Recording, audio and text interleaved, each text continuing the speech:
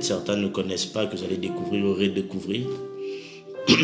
Notre thème d'aujourd'hui, il est simple, c'est le miracle de l'huile.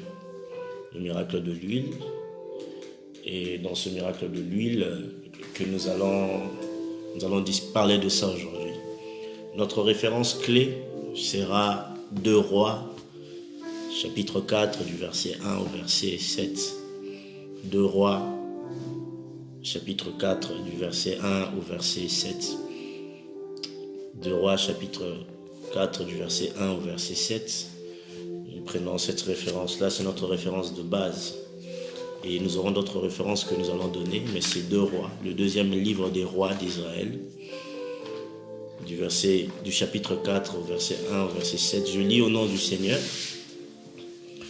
Si vous avez retenu ou si vous avez entendu, vous pouvez mettre dans les commentaires que vous avez retenu le passage. Vraiment, voilà. Et la Bible nous dit ceci. C'est aussi pour vérifier si le son fonctionne. Hein?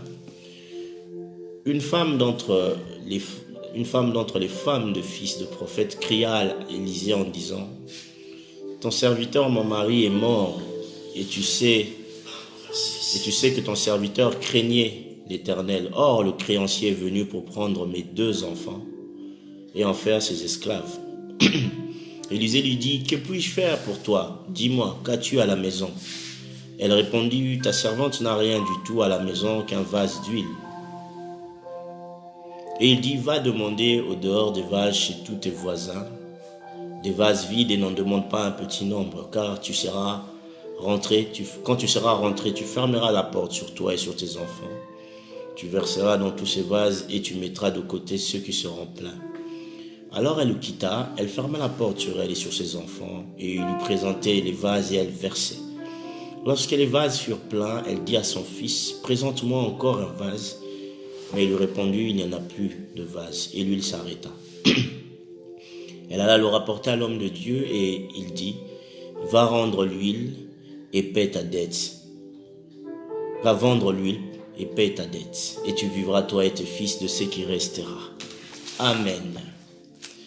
Alors nous sommes là aujourd'hui dans cette prédication. Je pense que cette prédication va me faire du bien, va te faire du bien aussi.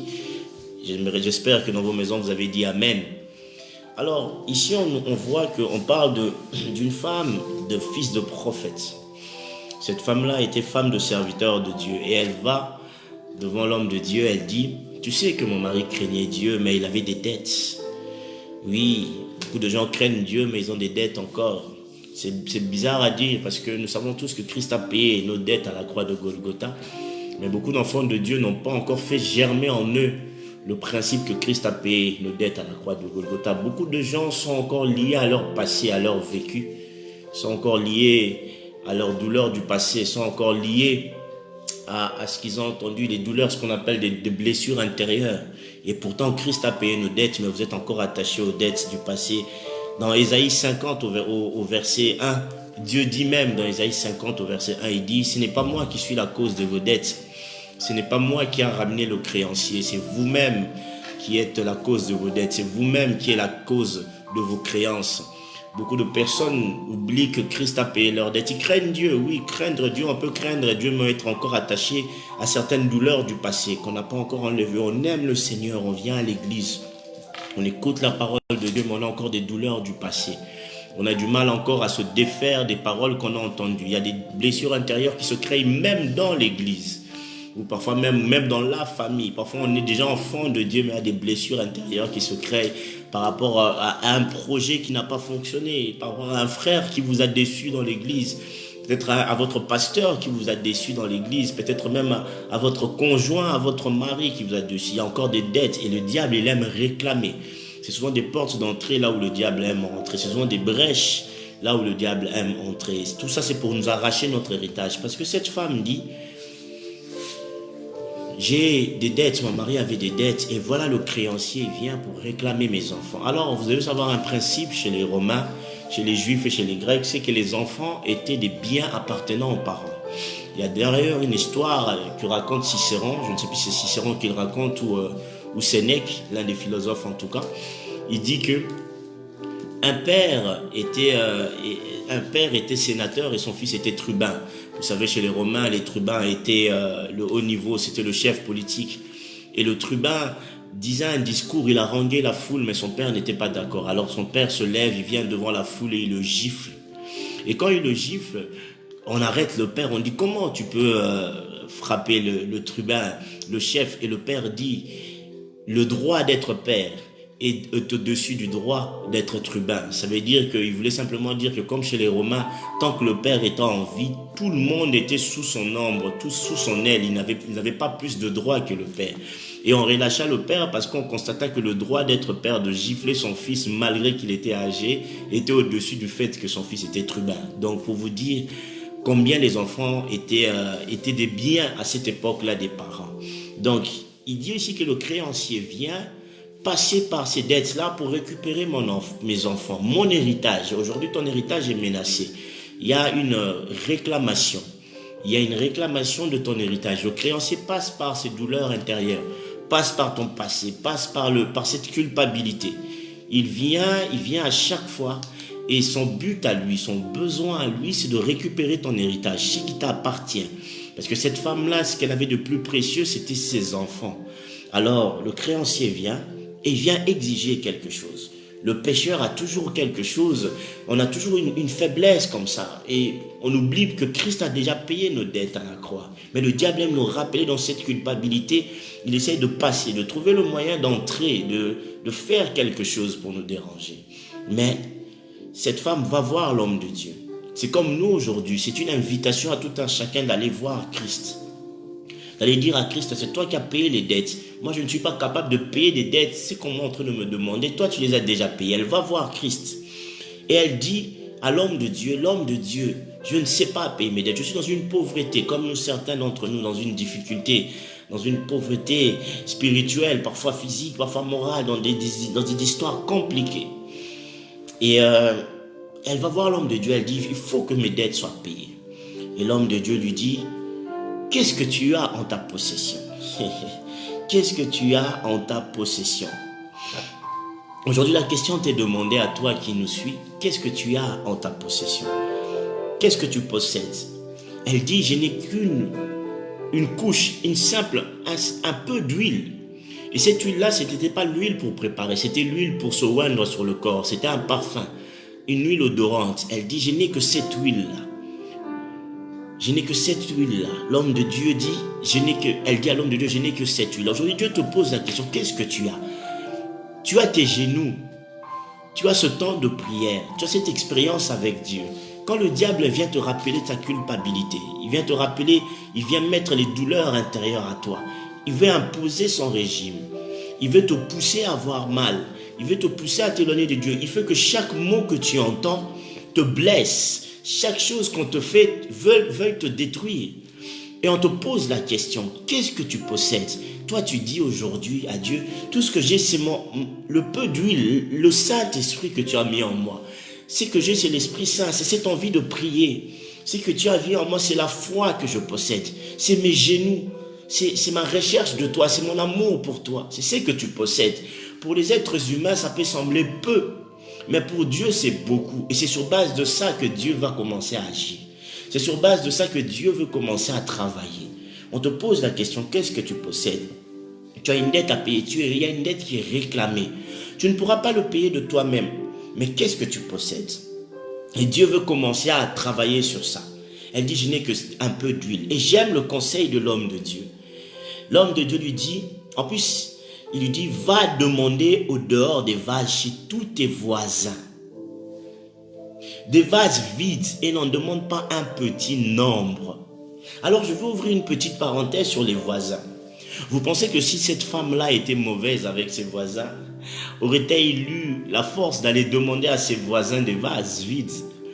C'est pour cela que il est très important, très important pour nous en tant qu'enfants de Dieu, d'avoir des bonnes relations. Il est très important pour nous, enfants de Dieu, d'avoir la sagesse. Pourquoi? Que représente ce message-là, ce mot qui dit « va chez tes voisins ». Le Seigneur a mis autour de nous des personnes, bonnes ou mauvaises, chez qui nous devons toujours apprendre. Vous devez savoir que chez Dieu, il n'y a pas de hasard. Tout enfant de Dieu, toutes les personnes que nous rencontrons, nous devons puiser de ces personnes-là. Toutes les expériences que nous vivons, nous devons retirer quelque chose de cela. C'est pour cela qu'il est conseillé aux enfants de Dieu d'avoir le discernement et d'avoir la sagesse. Parce que si vous n'êtes pas bien avec les personnes, vous ne recevrez jamais la grâce de ces personnes. La Bible dit, nous connaissons en partie. Le fait que nous connaissons en partie fait en sorte que nous avons besoin d'une autre partie aussi pour pouvoir avoir un ajout qui nous conduit à la stature parfaite de Christ. Il est important d'aller puiser chez les autres, de rencontrer les autres. Ce moment de confinement est un moment où lisez la Bible. Priez avec les autres par téléphone, par Zoom. Apprenez des autres. Écoutez des belles prédications. Lisez des livres. Maximisez votre savoir. Grandissez. Dieu peut-être veut vous amener à être celui qui dans l'église allait apporter le business dans l'église. Dans le sens que vous allez aider d'autres personnes qui veulent réussir dans le business. Alors étudiez des livres sur le business. Peut-être que le Seigneur veut vous pousser à être celui qui va exhorter les frères, mais lisez la Bible comment on doit exhorter. Peut-être que c'est vous le médecin de l'église, alors étudiez, comprenez le corps. Ou peut-être c'est vous qui allez détecter ce qui ne va pas dans une personne. Ce n'est pas mauvais de lire des livres pour comprendre la mentalité, c'est très bien. Je ne dis pas que vous devez aller dans des choses bizarres, non. Je demande que vous puissiez maximiser votre savoir avec Dieu. Maximiser votre savoir avec Dieu. Je vous conseille de maximiser votre... Lisez la Bible. La Bible est le meilleur livre de la connaissance et de la science. Et le meilleur livre de tout ce que la connaissance humaine peut regorger, c'est la Bible. Maximisez votre savoir. Approchez-vous des personnes qui ont un savoir, qui ont de l'expérience avec le Seigneur. On ne peut pas apprendre tout seul, on a besoin. La Bible dit d'ailleurs, comment sauront-ils si personne n'enseigne? Comment sauront-ils si personne ne leur parle? On a besoin des hommes de Dieu, on a besoin d'être à la rencontre de personnes, on a besoin de tout cela, on a besoin de pouvoir maximiser notre savoir. Nous avons besoin de pouvoir maximiser notre savoir. Je ne sais pas si le son est toujours bon, si vous entendez, vous pouvez toujours dire Amen. Alors, maximiser ce savoir-là. Elle lui dit, il faut avoir des bonnes relations avec les voisins, le voisinage. Le voisin, c'est ton mari, c'est ta femme, c'est ton père, c'est ta mère, c'est ton enfant, c'est ton fils. C'est lui ton voisin, c'est lui qui est cette personne proche de toi. On n'a pas besoin parfois d'aller chercher plus loin. Les voisins sont ceux qui sont proches de nous. Alors il est important je vais ouvrir cette parenthèse, le Seigneur me met ça à cœur. Veuillez m'excuser, je reçois des appels. Le Seigneur me met à cœur de parler de ça. Vous devez comprendre les personnes avec qui vous vivez. Il est très très important de comprendre la personne avec qui on vit, les personnes que nous côtoyons. Je disais une fois à mon grand frère, qui sûrement est en train de me suivre, je lui disais, tu sais, dans la vie, nous devons nous connaître chacun tout un chacun. La manière dont l'autre aime la banane, c'est pas la même manière que l'autre aime la mangue. Il est très important de pouvoir nous étudier, nous connaître, nous discerner. C'est pour ça que la Bible dit, recherchons la paix avec tous. Il est important de nous connaître. Il est important de savoir de quelle manière cette personne peut réagir pour éviter justement d'être une occasion de chute. Il y a des personnes que ça ne leur dérangerait pas si vous lui dites que tu as pris du poids. Il y a une autre personne, ça lui dérangera si vous lui dites qu'il a pris du poids. Il y a une autre personne, peut-être lundi, si vous lui dites que tu as pris du poids, ça lui dérangera pas. Peut-être mardi, ça va lui déranger. Peut-être qu'il a mal au ventre, parce qu'il a mal à la tête. Peut-être qu'il s'est rendu compte.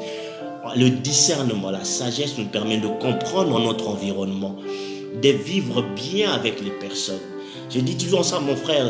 Moi, je dis toujours, si tu es une personne, ma mère est une personne chez qui j'ai beaucoup appris ça. Ma mère est quelqu'un qui... Je la cite, je sais qu'elle n'aime pas qu'on la cite, mais je la cite parce que c'est elle qui m'a appris cette chose. Elle m'a toujours dit, Yaya, observe les personnes, j'observe. Elle a tendance, elle observe. Quand elle voit que cette personne-là, je peux fonctionner comme ça, elle fonctionne. Et moi, j'ai beaucoup appris d'elle de ce côté-là, que Dieu la bénisse là où elle est. Donc voilà, cette femme, si elle n'avait pas le discernement, si elle n'avait pas un bon rapport avec le voisinage, comment aurait-elle pu aller prendre de vases vides?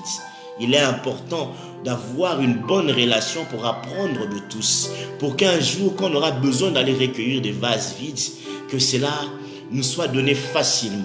Et la Bible dit, on précise de quelle manière devaient être ces vases-là. Ils devaient être vides. et en grand nombre. Dieu nous demande d'aller prendre des vases vides. Ça veut dire que la connaissance que nous prenons, la connaissance que nous acquérons, la connaissance que nous sommes appelés à posséder doit être vide pour que Christ puisse compléter cela. Pour que Christ puisse rajouter cela. Pour que cela soit rajouté par Christ lui-même. Parce que ces vases vides-là étaient censés recevoir l'huile. C'était censé recevoir la part du Saint-Esprit.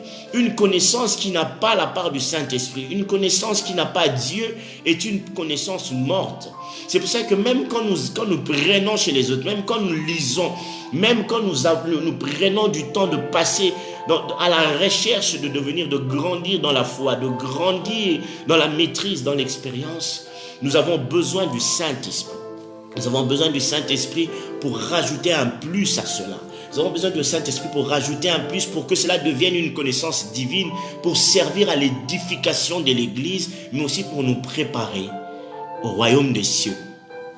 Cette femme-là avait besoin de vases vides, mais en grand nombre. Aujourd'hui, Dieu invite une personne. Dieu invite une personne à faire grandir sa foi, à faire grandir sa foi. Il y a un texte de la Bible qui nous dit dans Ésaïe 54, du verset 2 au verset 3. Nous allons lire ça, Ésaïe 54, du verset 2 au verset 3.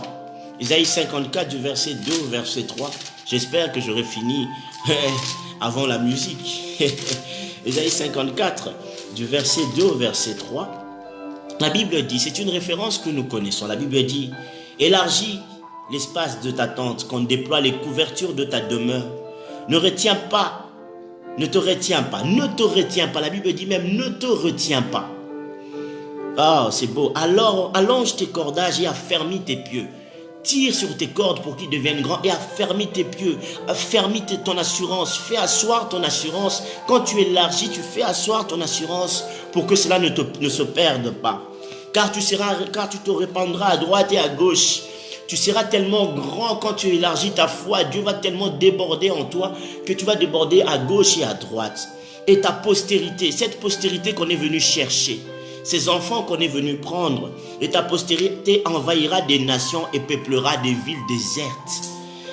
Ces enfants, cet héritage, cette postérité que le créancier est venu chercher, envahira des nations et peuplera des villes désertes. Elle va prospérer. C'est ça que la Bible dit.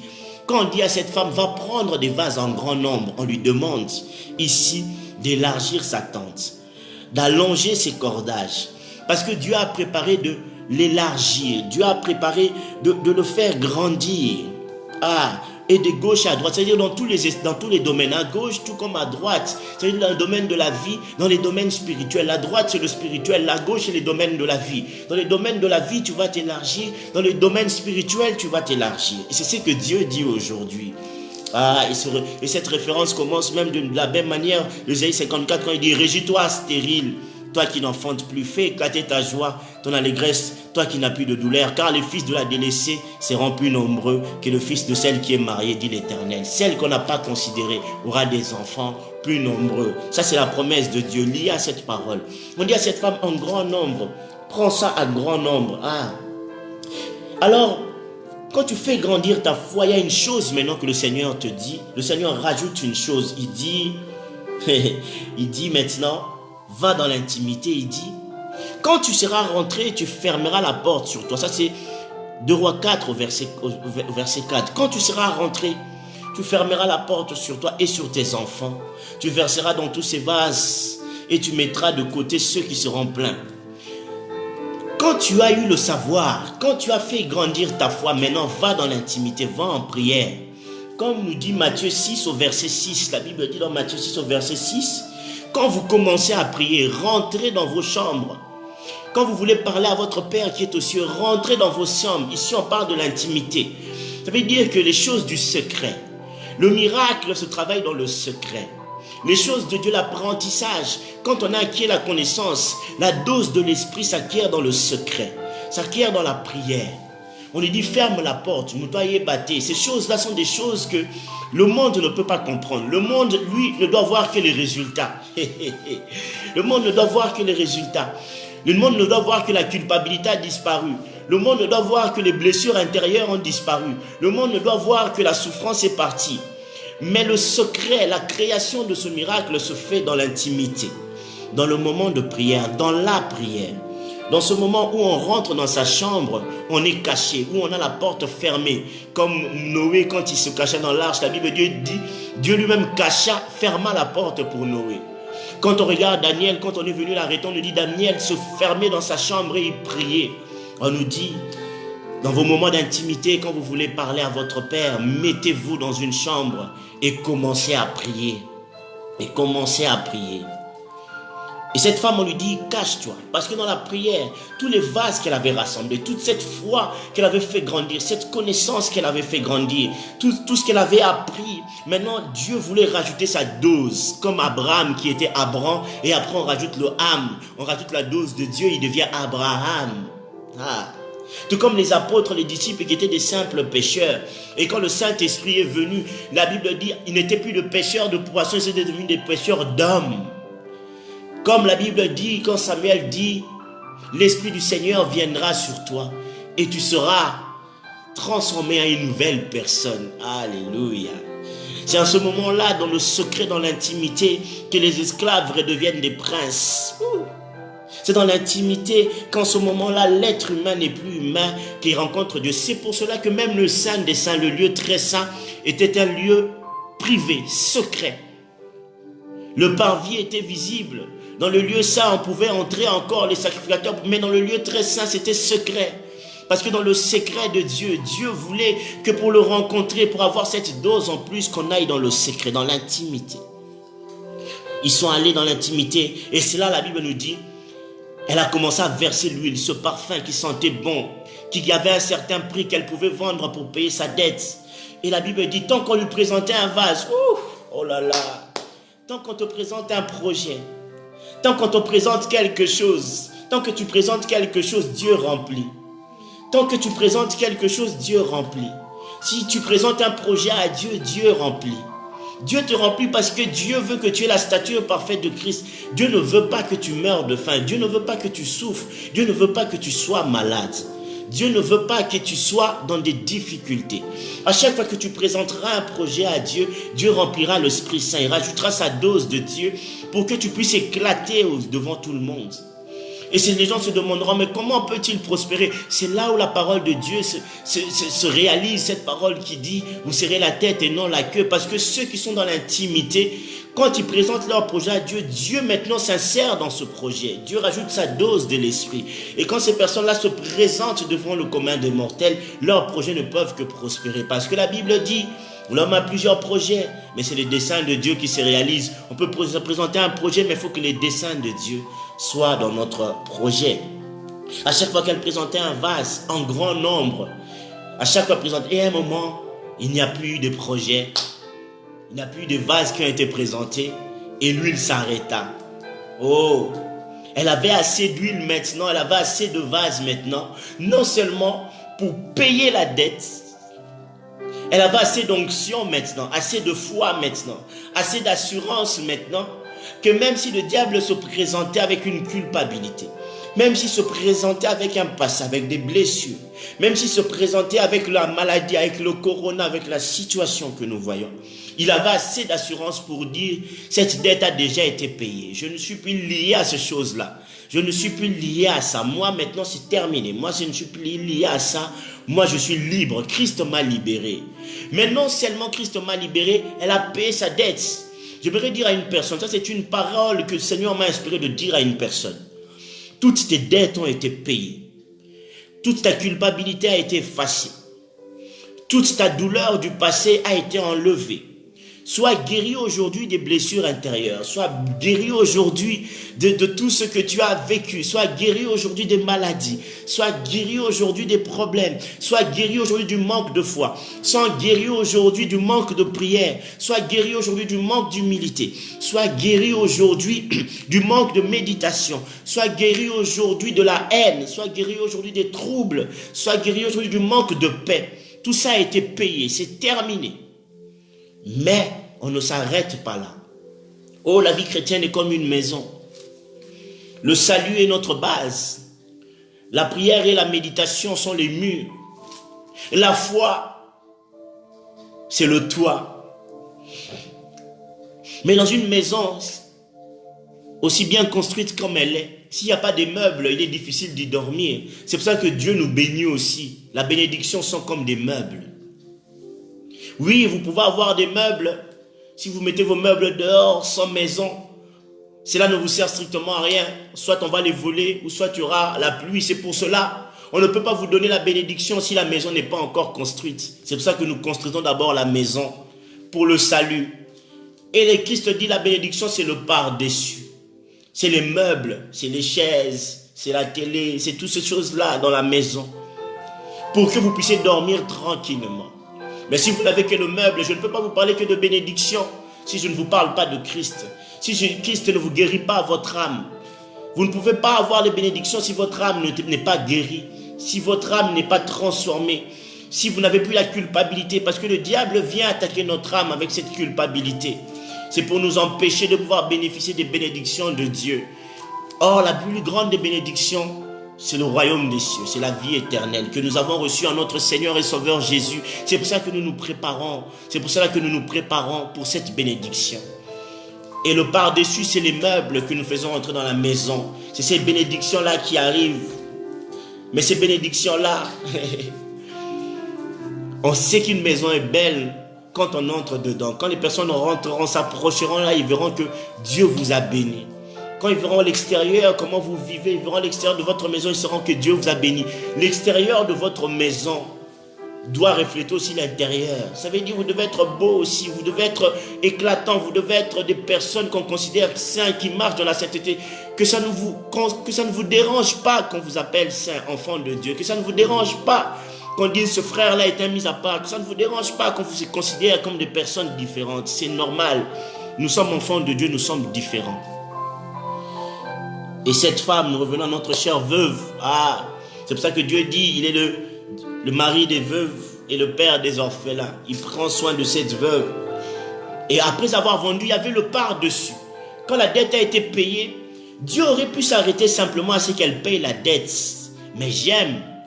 Elle va voir l'homme de Dieu et dit, voilà, lui l'a rempli, j'ai pris les vases, lui l'a rempli. L'homme de Dieu dit, paye la dette. Christ te dit aujourd'hui, la dette est payée. Paye. Quand le diable vient se présenter devant toi, tu dis, ça a déjà été payé. C'est terminé.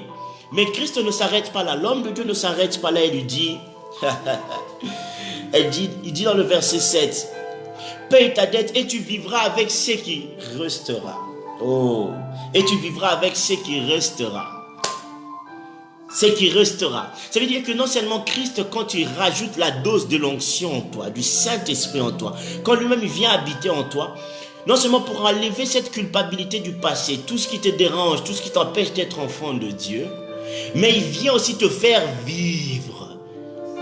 Il vient te faire vivre parce que Christ est venu pour que ceux qui étaient morts puissent vivre, pour que toi et moi, nous puissions vivre. Si tu ne crois pas que Christ te fait vivre, alors ça ne sert à rien d'écouter ce live. Si tu ne penses pas qu'après ce message, tu vas retrouver la vie dans tes membres, dans ton âme, dans ton esprit, alors ça ne sert à rien d'écouter ce live. Tu peux fermer le live. Mais si tu crois en la parole du Seigneur et tu penses que Christ est là pour te faire vivre, alors fais vivre cette parole en toi. L'onction du Saint-Esprit va te faire vivre maintenant, va te faire grandir maintenant. L'onction du Saint-Esprit, après que la dette soit payée, après que le diable soit venu, c'est terminé. Ça, Christ a payé à la croix de Golgotha. Mais nous entrons dans ce schéma-là quand nous faisons grandir notre foi. Mais maintenant, Christ te dit, je vais te faire vivre avec ce qui est resté, avec cette dose en plus.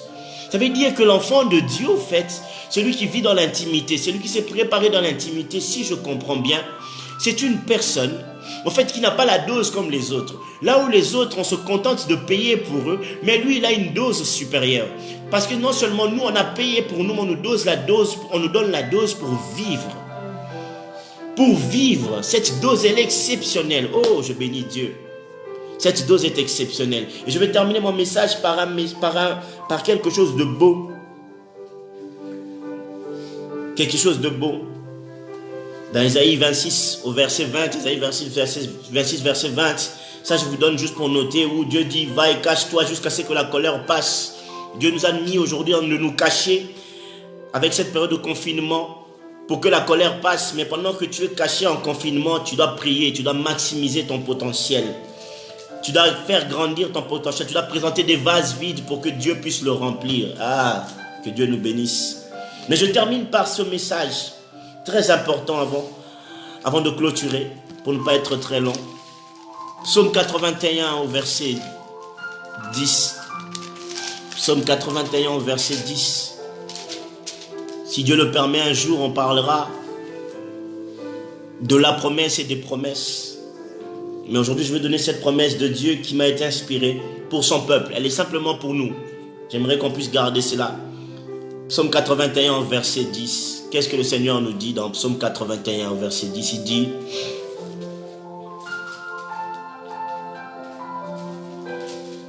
Excusez-moi. Parce qu'il y a plusieurs versions. Ah, au verset 11. Dans la version Louis II, c'est verset 11. Excusez-moi. Dans la version Louis II, c'est verset 11. Dans l'autre version, c'est verset 10. La Bible nous dit: je suis l'Éternel, ton Dieu, qui t'ai fait monter du pays d'Égypte. Déjà, Dieu se place. Il dit, il est l'Éternel qui t'a fait monter d'Égypte, qui t'a sorti de là où tu étais, du péché de ton ancienne vie, qui t'a sorti des tourments du passé. Je suis l'Éternel, ton Dieu, qui t'a sorti d'Égypte. Oh, c'est fort. Qui t'ai fait monter du pays d'Égypte. Et il te dit aujourd'hui, ouvre ta bouche et je la remplirai. J'aimerais que là où tu es maintenant, que tu prennes après cette prédication, un temps où tu ouvres ta bouche à Dieu, tu montres tes projets à Dieu, que tu parles au Seigneur de toutes ces réclamations, des dettes qu'il y a dans ta vie, de tout ce qui te dérange. Dieu dit maintenant, si tu ouvres ta bouche, je vais te remplir. Il va remplir ta bouche de ses mots à lui. Il va remplir ta vie de sa puissance à lui. Tout comme ce vase-là, qui était vide, devait être rempli. Il va te remplir aussi. Oh, toi qui es comme cette veuve-là, qui a personne qui peut te défendre. Toi dont l'héritage est menacé. Le Seigneur te dit, ouvre ta bouche et je te remplirai. Il est l'Éternel qui t'a sorti de là où tu étais. Ouvre ta bouche et il te remplira. Oh, je ne sais pas si je retrouverai cette référence. Malheureusement, je ne l'ai pas ici. Il y a une référence d'Ésaïe qui dit: avant même qu'il ait parlé, j'avais écouté. Avant même qu'il ait terminé sa prière, j'avais déjà exaucé. Ça, c'est dans la Bible, c'est le Seigneur qui le dit. Que le Seigneur bénisse tout un chacun qui a écouté. Et rappelez-vous, prenez des vases, élargissez vos tentes. Faites grandir votre foi. Faites grandir votre toit. Christ veut vous remplir maintenant. Je prie que le Seigneur remplisse tout un chacun. Ma prière aujourd'hui, que l'onction du Saint-Esprit remplisse tout un chacun. Que tout ce que nous présenterons à Dieu soit maximisé. Que la culpabilité, les douleurs du passé, les blessures intérieures, la haine, la souffrance, le manque de considération, là où nous avons pensé à tort, que nous puissions penser maintenant positivement. Là où nous étions négatifs, que nous puissions penser positif. Là où on pensait que nos projets ne réussiraient pas. Là où on pensait que nous sommes enfants de Dieu, mais nous n'avançons pas avec Dieu. Que maintenant les choses rentrent dans l'ordre. Que maintenant Christ qui a payé notre dette s'affirme en nous. Que maintenant l'huile grandisse en nous. Oh Père, je prie que notre tente soit élargie et que nos cordages soient tirés. Que nos pieux soient affermis. Pour que toi tu rentres, Seigneur. Tu as dit que tu dois nous faire déborder de gauche à droite. Tant que nous te présentons les vases, toi tu remplis l'huile. Nous te présentons les vases de notre vie. La santé est un vase rempli. Les projets sont des vases remplis. La spiritualité est un vase rempli. Nous allons en intimité. Nous voulons cette intimité avec toi. Ces histoires qui se racontent dans la chambre que les enfants même ne connaissent pas. L'épouse, Seigneur, veut te parler en intimité. L'épouse veut te parler en intimité. C'est tout ce que nous demandons, Père, aujourd'hui. Remplis-nous de toi. Seigneur, je vois des personnes aujourd'hui qui sont en train d'être délivrées par cette parole. Car la Bible dit que la parole que nous avons entendue vous a rendu pur. Il y a des personnes qui étaient liées encore aux choses du passé. Seigneur, il y a des personnes qui rentraient dans le lieu très saint en ayant des cordes encore à leurs jambes, Seigneur, ayant peur de mourir. Mais Christ est rentré sans corde. Parce qu'ils savaient que oui, il fallait mourir pour rentrer, pour vivre dans le lieu très saint. Nous aujourd'hui, nous voulons rentrer dans le lieu très saint et vivre dans le lieu très saint, Seigneur. Parce que c'est là où se trouve l'intimité. Et à chaque fois que Moïse allait te rencontrer, ce n'est même pas Moïse lui-même qui disait « mon visage brille ». Mais c'est les gens qui voyaient que Moïse, le visage brillait. Parce que quand il était dans l'intimité, tout ce qu'il présentait, tout ce qu'il était, ce vase vide qu'il était rempli de l'onction. Nous aussi, nous sommes des vases vides. Remplis-nous de ton onction. Remplis-nous de toi. Je me présente, moi et mes frères qui m'écoutent, comme un vase vide. Remplis-nous de ton onction. Nous nous présentons comme un vase vide. Remplis-nous de ton onction. Seigneur, que même, Seigneur, les dons, Seigneur, reviennent en nous, Seigneur. Que la soif de Dieu revienne en nous. Je prie, Seigneur, que cette soif revienne en nous. Les maladies soient guéries. Oh, Seigneur, regarde même celui, Seigneur, qui se tient devant toi dans l'autel. Il a des difficultés, Seigneur, physiques, Seigneur. Mais je sais, Seigneur, que le Dieu à qui nous présentons les vases va guérir la santé. Seigneur, je sais que le peuple a besoin de toi. Seigneur, je prie que, on a entendu que dans les églises, beaucoup de gens sont morts à cause du corona. Seigneur, oui, mais nous voulons maintenant que cela s'arrête, Seigneur. Que toi tu bénisses, que tu gardes tes enfants. Seigneur, là où les gens tombent à gauche ou à droite, que tu nous protèges. Fais-nous du bien, Seigneur. Fais-nous du bien et pousse-nous encore à être intimes avec toi. Au nom de ton Fils Jésus, qui est mort et ressuscité le 3e jour, qui est assis à ta droite, nous avons ainsi prié. Amen. Merci Jésus. Que Dieu vous bénisse et un bon dimanche à tous. Soyez bénis. Vous les vases de Dieu.